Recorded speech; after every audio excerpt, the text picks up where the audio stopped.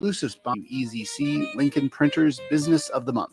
The Flower Corner and Country Churchcraft Mall on West Route 54 in Clinton includes a full-service florist specializing in designs for any occasion. Plus, the Craft Mall featuring crafts, candles, quilts, pictures, wooden signs, and furniture. They'll receive a $200 gift certificate good at Lincoln Printers and Sign Designs for being our WHOW WEZC Lincoln Printers Business of the Month. Nominate a business you'd like featured by emailing us at whow@randyradio.com. Lincoln Printers and Sign Designs salute this local business for helping make the community grow. And when it comes to envelopes, wedding invitations, signs, banners, vinyl wraps, and more, find us online at lincolnprintersinc.com. Your friend in Central Illinois, WHOW. Top of the morning. Thanks for being with us. I'm your host today, Seth Lawrence. The WHOW Morning Show is streaming to Facebook and YouTube. It's brought to you by Peterson Insurance, your Pekin insurance agent in Clinton. Mr. Fred Lamkey is the superintendent of Mount Pulaski Schools. He joins us on the phone today. Good morning, Mr. Lamkey. Good morning, Seth. How are we doing today? Doing well. Thanks for asking. Thanks for making time for us, as always. Good to have you on the program. And I know, Mr. Lamkey, that yesterday, of course, and I'm going to kind of start us with a little bit of a curveball here. So hopefully you don't go Carlos Beltran circa 2006 and freeze on me, but we'll see. Yesterday, Governor Pritzker, he gave his budget address. Education really seemed to be the predominant theme. Anything from a K-12 standpoint stand out about his address yesterday, Mr. Lamkey? Well, one thing that excites me is that he, even in his inauguration address, where he really focused on pre-K education, he said he was going to make a real push towards that he put an extra $75 million towards that. And to districts like Mount Pulaski, that's outstanding because we provide our own pre-K program, but we're not funded by the government at all, except for our special education services. Mm-hmm. So the fact that there's $75 million new dollars floating out there, it's hopeful that might be something that we can help supplement and augment our current program. And I know going down the road, they want pre-K for all. So just to make it a part of standard education. And we would like some help with that because currently we have one pre-K classroom, but if we did it for everybody, we'd definitely have to grow to at least 2 classrooms. And it's not just a means of hiring teachers, but it's going to be space at that point in time that we're going to need additional space. So there's a lot of moving parts with it, but I think it's a great direction to go. The earlier we get kids in the classroom, the better we can take care of them. Well, and to that end, Mr. Lamkey, having gone through the process a couple of times myself, it's really, you're not guaranteed to get into the public school pre-K education program. And for a lot of parents, that causes a lot of stress. I know for us, particularly doing it the first time, we were really fretting about, okay, well, what if our kid does, because a lot of it is income based and then a lot of it is, developmentally based and things of that nature. And so, having a healthy child, we didn't fall into the income requirements and things of that nature. We really worried about, okay, should we get on a list for pre-K? Do we even send our kids to pre-K? There's a lot of questions and uncertainty that go with that. How do you feel about just making it a part of the K-12 education system? Well, I just think it's what all kids need. It's not like 50 years ago when you walked in and you just need to have your alphabets and be able to count to 10. Our kids at pre-K right now, coming out of the pre-K program into kindergarten, and they're starting to read already and do those things. And I think it's something that it shouldn't just be for a select few kids. I think it puts all of our kids behind when they're not all at a similar pace or a similar level. And Seth, I can speak to the same thing. I had 2 daughters come through school who are very similar in their academic abilities. One daughter, my oldest daughter, did not get into our pre-K program. My youngest daughter did. And it wasn't anything about need. It was about availability. There were just more seats open when my second daughter came through. And I think that's a tough thing for parents to understand, that my child doesn't get an opportunity just because there's not a seat. And if there's a need, I think we have to create the seats so everybody has an equal chance. Mr. Lamkey, when it comes to the pre-K education, why you mentioned it's not 50 years ago. Why is it so important today versus what it was many years ago?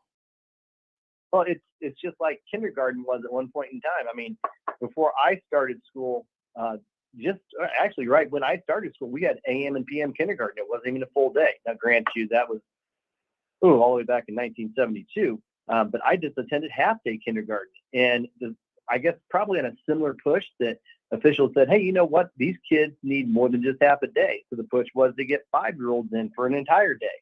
And I think that the longer we push out away from that, the more we realize, hey, the sooner you can get kids in school, the better we are. And also, at that time, the number of households that had 2 working parents wasn't as large. Today, that's the way it is. You have 2 working parents in almost every household, and so that developmental instruction that was going on at home at one time isn't happening anymore.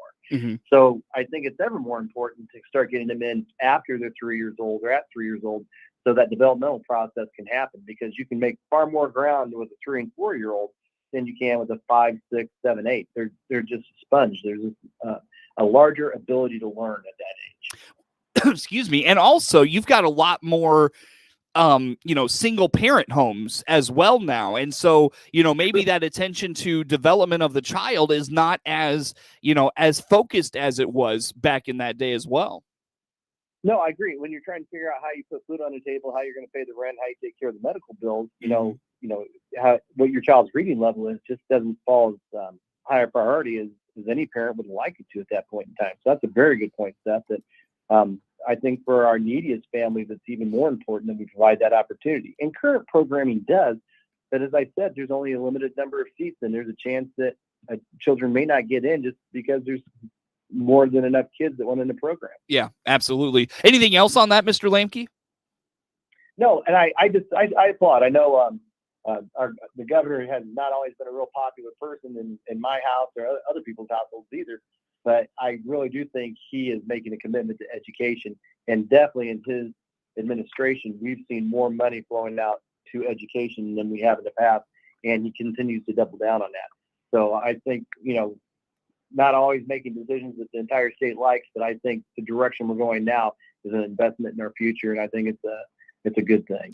Mr. Fred Lamkey is the superintendent of Mount Pulaski Schools, my guest on the phone here for this morning. Mr. Lamkey, as we talk, of course, a couple of discussions I've had with your peers over the last few months is, as we get back to a normal school year and a normal school calendar, one of the things is that, or I guess I should ask this, what are some of the things that this time of the year you are focusing back in on that perhaps because of COVID in the last 3 years or so, you would maybe not have been focused in on? How about that?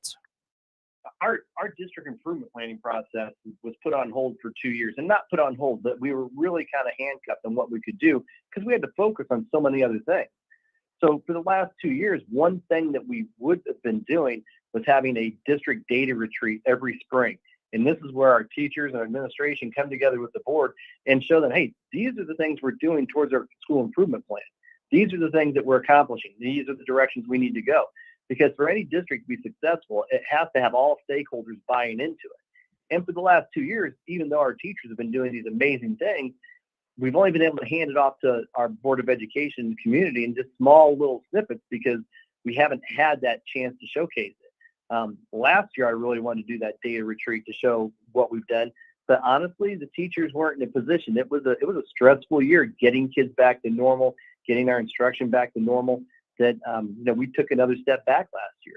But this year, we are doing that. This year, we are going to have that data retreat. I've been meeting with our grade school, high school teachers and administration talking about this is the day you get to show the district what you're accomplishing. It's hard to see from the outside of a school building all the inner works and how we're working on improvement, but this is their chance to do that. And so that's one huge focus that I'm really excited about this year. So on May 13th, Saturday morning, we're going to bring teachers, administrators, educators, and Board of Education in, and we're going to show them where we're going and what we're doing. And that's really what's going to drive our improvement for following years too. Yeah, for sure. Now, when it comes to the timing on this, that's kind of towards the end of the school year. How about just the timing and why that particular time of the year, Mr. Lamkey? Yeah, and it's ideal time because our data is coming in. So the things we've got, the 5 Essentials survey, we've taken our achievement testing, and we've got all this information that's coming to us at one time. So we can present that data.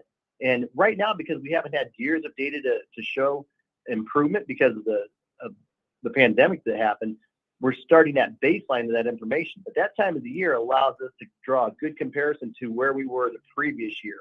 And at the end of the year, it allows us to start planning for the following year, because our school improvement plan needs to be revisited and adjusted every single year.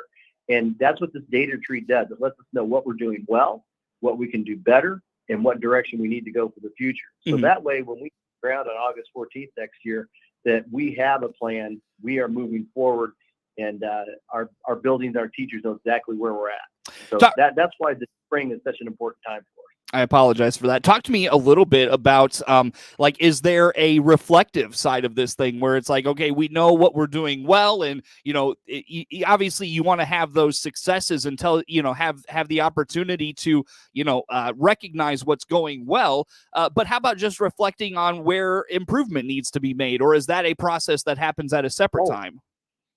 That's the most important part of this process, because it is the entire data retreat is a reflection day. And one thing I've really worked with my building leadership, my teachers, is understanding that data is not good or bad. There's no good or bad data. It's just information that drives how you need to improve yourself. So we're not trying to hang blue ribbons on that data retreat day and gold medals. We're just trying to look and see what we're doing well and identify what can we do better. And at the same time, we're trying to compare that community standards that we developed during strategic planning to go, are we accomplishing what we promised our community we're going to accomplish? So it's most definitely centered on reflection. It's not just about showing, hey, look how wonderful we are. It's talking about what are we doing well? What can we do better? How do we make that happen the next year? Yeah. Well, and so talk to me a little bit about, is it testing? Is it simply, you know, student progress? Like, what kind of data are you able to follow, Mr. Lamkey? And because you talked about the testing thing, and, you know, not every student is great at testing, and, you know, talking with yourself and other administrators, particularly as it relates to more assessments rather than just like testing a standard test in the classroom or whatever, but that standardized testing and that state testing.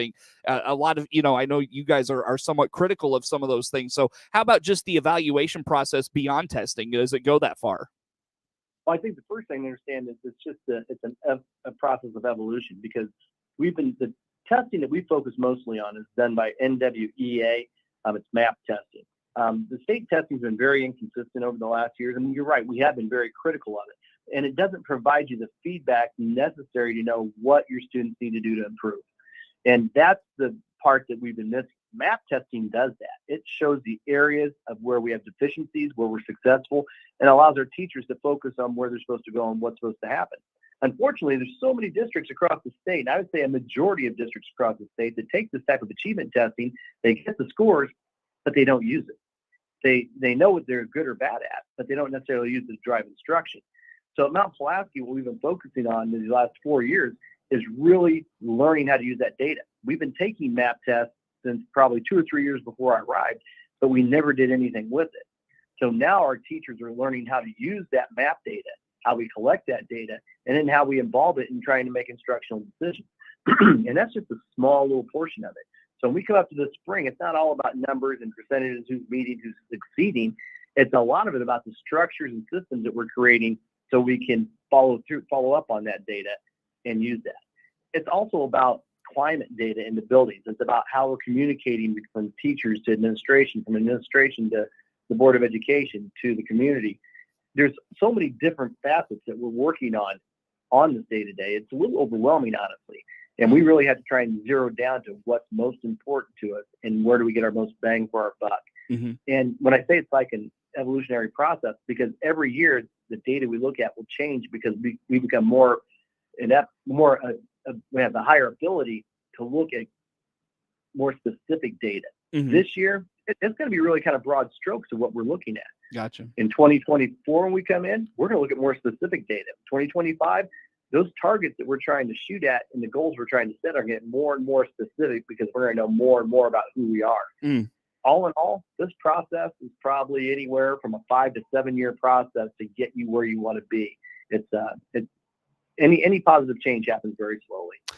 Very good. Well, Mr. Lamkey, anything else on that before we take a break this morning? No, Seth, I think we've outwore that one out. Good deal. That is Mr. Fred Lamkey, superintendent of Mount Pulaski Schools, my guest on the phone here for this morning. More to come with him here on the WHOW Morning Show. WHOW.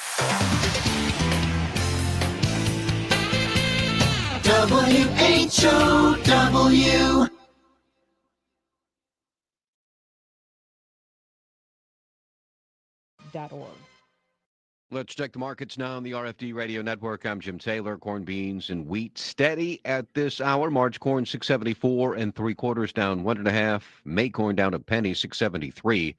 July corn 6.62 down 1 1/4. March beans 15.27 up 1 1/4. May beans up 1/4 15.19 3/4. July beans 15.10 3/4 up 1/4. March Chicago wheat 7.66 down 3 1/4. May wheat down 3 7.77 1/4. March bean meal 4.89.80 down $1.30. March bean oil 61.69 up 45 cents. Livestock market, March feeders 186.60 down 72 cents. February live cattle 162.32 down 22 cents. April lean hogs 85.62 down 87 cents. In the energy market at this hour, March crude oil 78.65 up 6 cents. Jim Taylor on the RFD Radio Network. Life is uncertain. Stop in and see me, State Farm Agent Jason France, on the west side of the Clinton Square, or click our icon at DeWittDailyNews.com and see how our full lineup of State Farm insurance and financial services can help protect your family. Local farm broadcaster Jared White covers the local agriculture news you need to know. Hear his reports by downloading the free WHOW mobile app. If you're looking for a local, full or part-time job in Central Illinois, there's an easy place to go to find current job openings. It's IllinoisJobPost.com. That's IllinoisJobPost.com. You'll find jobs available near you. And the best part is that it's free for candidates to access 24/7. If you want a local job, when you don't have to spend a lot of money on gas to get to, then you want access to IllinoisJobPost.com to check out current local job openings. That web address again is IllinoisJobPost.com. Another service from your friends at the Miller Media Group. Your friend in Central Illinois.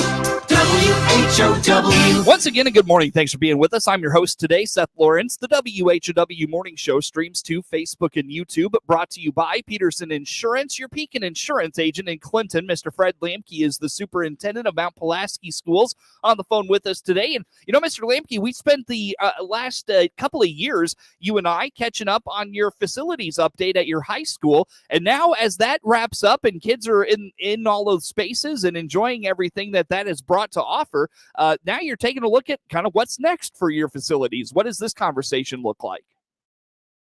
Well, this conversation, it seems like it's ever changing.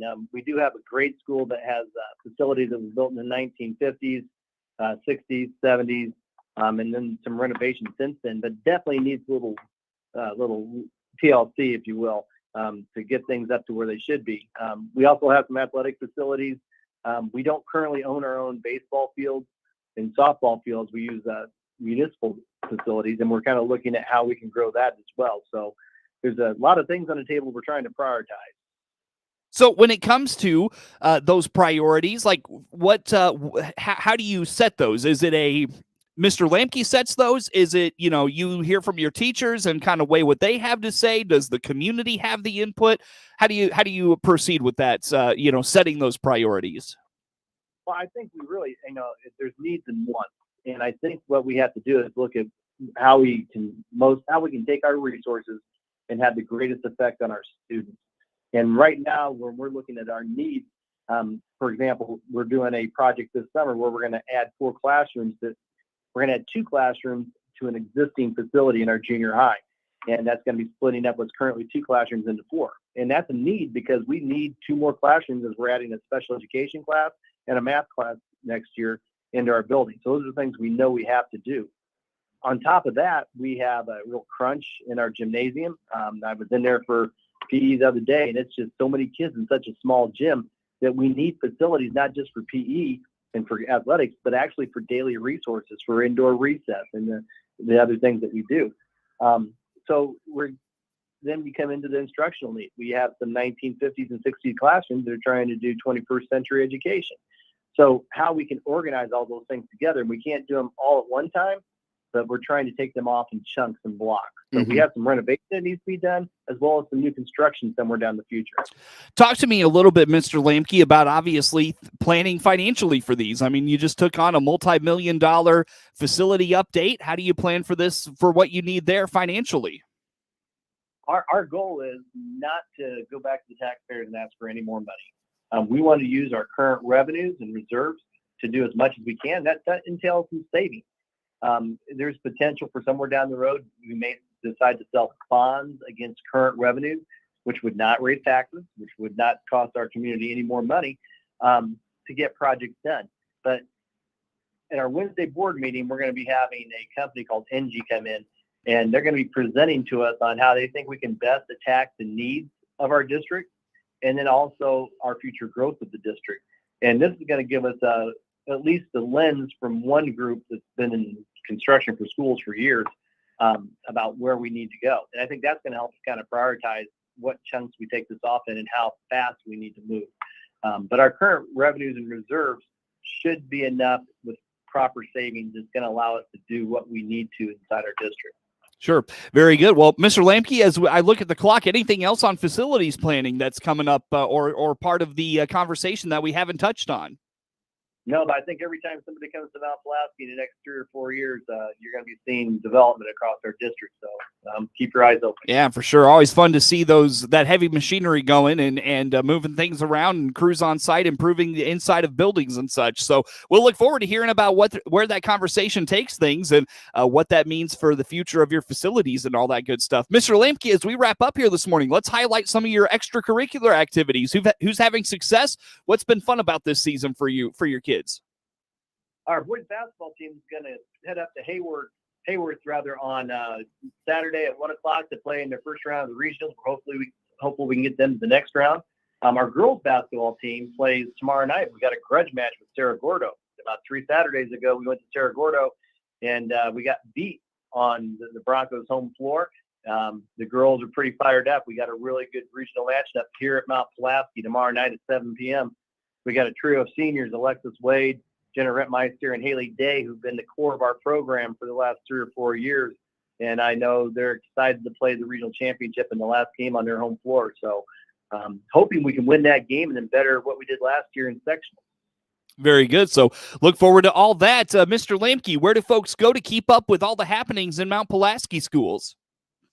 As always, we have a wonderful webpage. You can get us at www.mountpulaski.k12.il.us. You can catch us on Facebook at Mount Pulaski High School and Mount Pulaski Grade School, as well as Twitter Sports. You can get us at MPA Athletic Director. Very good. That's where you find. Mr. Lamkey, always good to talk to you, sir. Thanks for making time for us. Mr. Fred Lamkey is the superintendent of Mount Pulaski Schools. My guest on the phone. The morning show streams to Facebook and YouTube, brought to you by Peterson Insurance, your Pekin insurance agent in Clinton. WHOW. The Big 1520 WHOW Clinton 90.